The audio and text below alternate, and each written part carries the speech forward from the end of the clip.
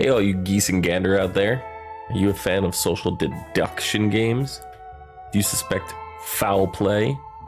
Or are you an impeccable killer? You prefer free games without having to worry about putting it on your bill? Whatever your playstyle, you don't want to let this game fly past you. What? Too many puns? Well, this is awkward. Alright, I'll stop with the wisecracks. Warning, this video was made while the game was in early access, so many things are subject to change. If you're still here after that onslaught of puns, don't forget to do the usual YouTube things like liking, commenting, and subscribing. Before we even begin, I want to lay everything out on the table. I've been slowly working on this video for the last 2 months on and off, and I will explain as we go why it took so long. While I was editing the video, I became a content creator role in their Discord, followed by a beta tester. Shortly after that, I became one of their community moderators, and now I'm one of their lead beta testers. I have not received any financial compensation for any of these roles, and I will be speaking 100% honestly in both what I like and what I dislike here in this video. Most of Gaggle has no idea I'm even recording this. Hi guys, I know you're watching. Surprise!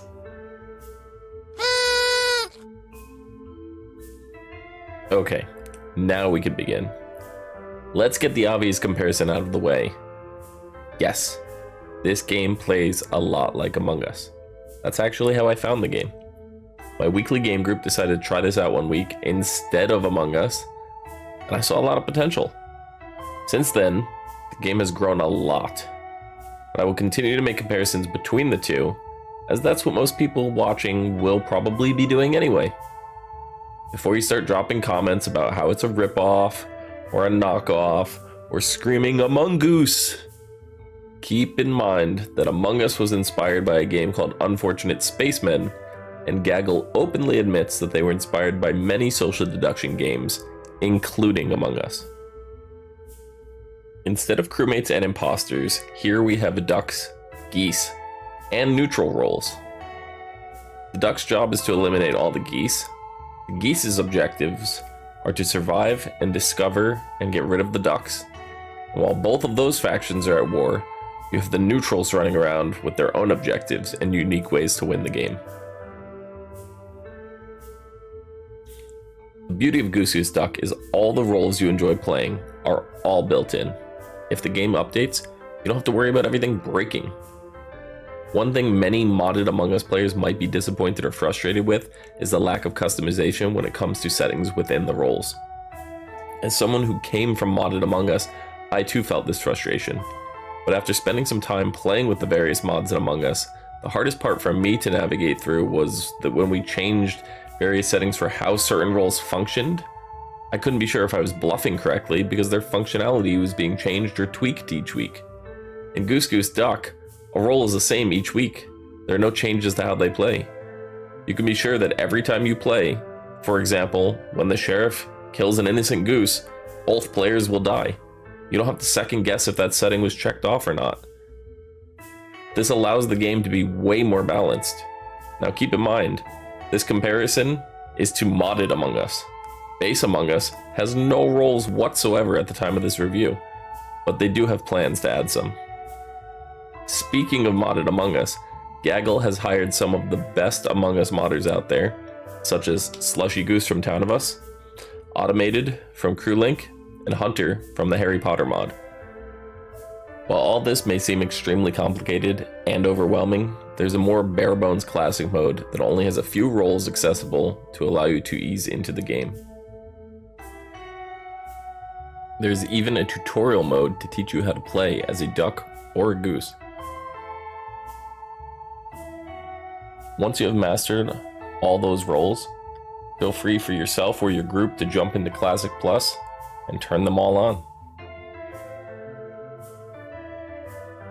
One of the biggest game changers to this genre is having fully integrated voice chat. Among Us rocketed to success during a global pandemic when everyone was craving social interaction. Goose Goose Duck takes things a step further, with not only just integrating voice chat, but having proximity chat. You can chat with friends while walking on the map to create some hilarious interactions. Star Kitten, you have 3 seconds to run. What?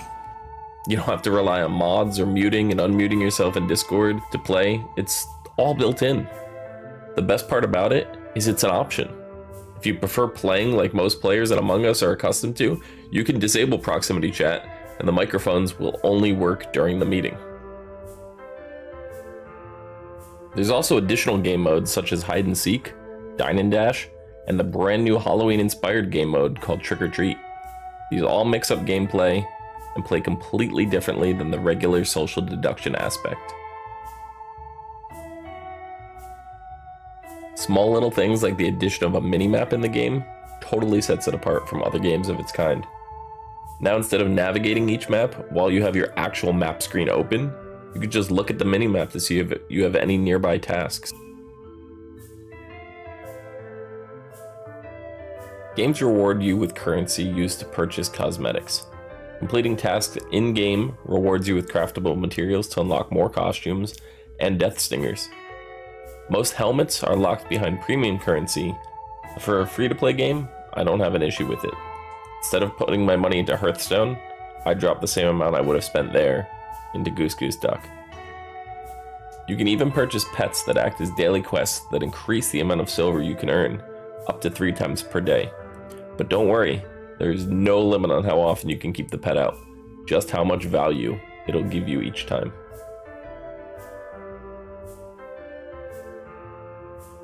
If you don't have a group to play with, don't let that stop you. You can jump into public games or join the Duck Squad and find people to play with you in private lobbies. Be warned, if you do come into the Goose Goose Duck Discord, or the Duck Squad as we like to call it, and step out of line, you may be on the receiving end of my banhammer. I said at the beginning, it took me nearly 2 months to make this video, and part of the reason is because of the overwhelming number of updates this game has had. And not just like little bug fixes, but like dropping a new map or a role every other week. When I first started playing in May, there were 2 maps and 10 roles. Now, 5 months later, there are 4 maps and 23 roles at the time of this recording. What is currently on the horizon for the game that has been publicly revealed includes a few new game modes to completely change the way you play the game, at least 4 more maps, and many more roles. My favorite aspect of this company is that they actually value and listen to feedback, and they don't believe in giving out dates. Mobile was originally expected to be out a bit earlier, but due to some feedback from the beta testers, they decided to add an additional control method, as well as optimizing a lot of tasks and gameplay to function better on mobile, instead of just rushing it out to meet a deadline. Quality over quantity, which many game developers have seemed to forget these days. The game is available on PC or Mac through Steam or their website gaggle.fun, and depending on when you're watching this video, also on mobile on both Android and Apple. Mobile has not sacrificed any features or quality, and gameplay is just as enjoyable on mobile than it is on PC.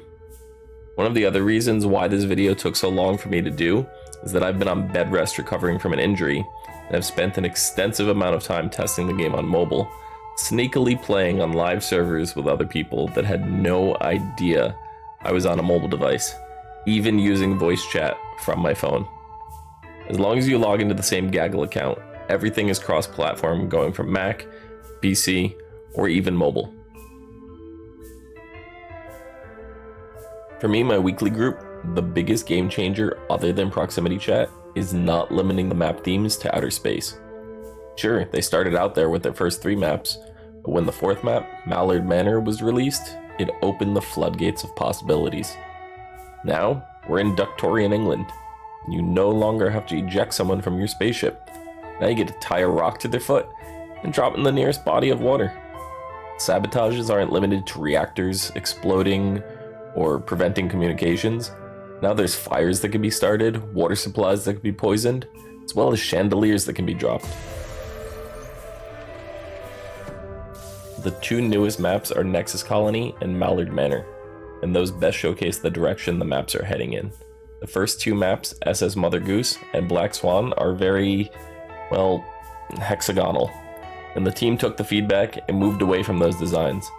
In Mother Goose, I suggested one of the vents be moved to a different room. Now the whole community blames me for it. The final reason I've had to keep reworking this video is every time I had a major issue with something to list as a con towards the game, it was fixed. Things like coming from Among Us, many of the buttons work differently. But then they added button remapping, and now switching between games with my weekly group, I no longer accidentally kill in front of everyone trying to open a task. The UI became too cluttered as more roles were added, so I started talking about that. And then they went and overhauled the UI. Even a few accessibility features were requested, and were put into the game the same night. The team works so fast, sometimes too fast. My gripes are all little minor things now. How certain tasks function, the intuitiveness of select few tasks, the lack of direct lore. Nothing too major. However, players coming from Among Us will probably struggle accepting a few gameplay choices, such as not being able to pop out of vents and instantly kill, instead having to wait for a global kill cooldown, effectively punishing you for trying to make a play. As well as during light sabotages, you're able to call an emergency meeting, shutting down the power of the sabotage and forcing cooldowns to reset, allowing you the freedom of turning them back on unharmed, diminishing their effectiveness. You can, however, counter this by calling light sabotage and killing whoever goes to the button instead. While these do vary drastically from Among Us, overall I think once you give them a chance and accept that this isn't just a reskinned Among Us, you'll find they really don't impact the game as negatively as originally perceived. If you find yourself liking this game, head on over to gaggle.fun/ggd shop to support the devs. There are a few limited time bundles with exclusive items such as the Founders Pack. They'll be going away soon, now that the game is out of early access. Overall, I think the game speaks for itself. If you're a fan of social deduction type games, this is a must play. I mean, it's free. How can you go wrong? If you're a fan of Among Us, or have been interested in trying the genre out, Goose Goose Duck is definitely the right game to play. If you do give the game a try, the devs are very active over on the Duckscord, so feel free to pop over, leave some feedback, suggestions, things you like, things you hate, things you want to see. And make sure to blame me, Xizta, for something. Thank you all for joining me on this first look with Goose Goose Duck. Don't forget to like, comment, and subscribe here on MMOBomb. I'm Xizta. Thanks for watching.